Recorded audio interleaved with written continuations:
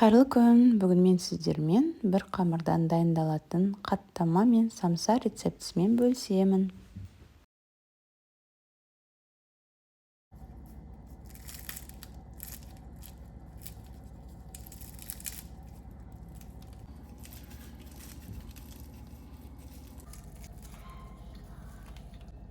Ең алдымен ыдысымызға су, сүт, жұмыртқа, тұзды қосып, жақсылап араластырып аламыз.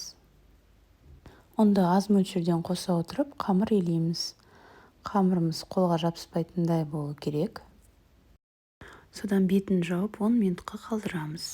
Уақыт өткеннен кейін қамырымызды тағы да бір рет басып, екі бөлікке бөліп, тағы да 10-15 минутқа қалдырамыз.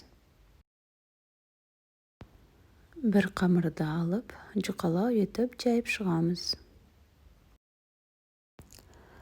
Жайылған қамырды бір шетке ала тұрамыз, ал енді екінші қамырды жаюға кірісеміз.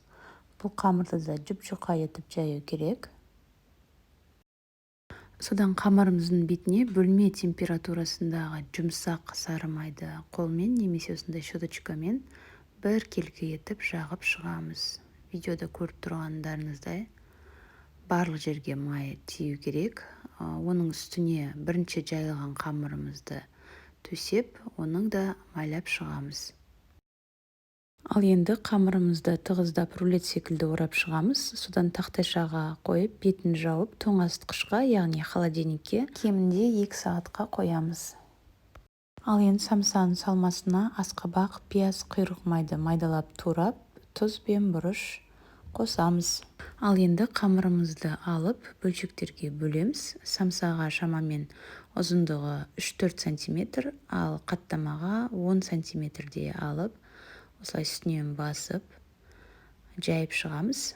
Самсаны жайғаннан кейін салмасын салып, қалауынша түйесіздер. Мен осылай 3 бұрыш етіп түйіп шықтым.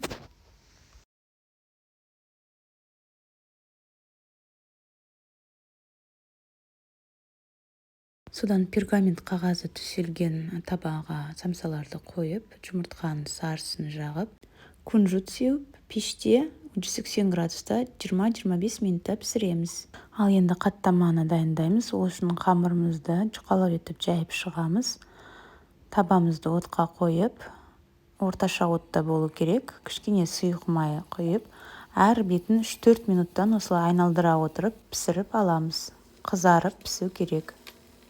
Оттың асты міндетті түрде орташа болу керек, себебі арасы пісіп үлгеру керек.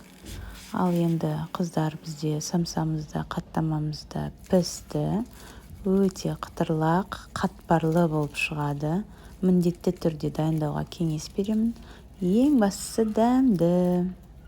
Егер видео және рецепт ұнаса, маған тіркеліп, қолдау білдірулеріңізді сұраймын. Сұрақтарыңыз болса, төменде комментарийді жазып кетсеңіздер болады. Міндетті түрде жауап қайтарамын. Назарларыңызға рахмет.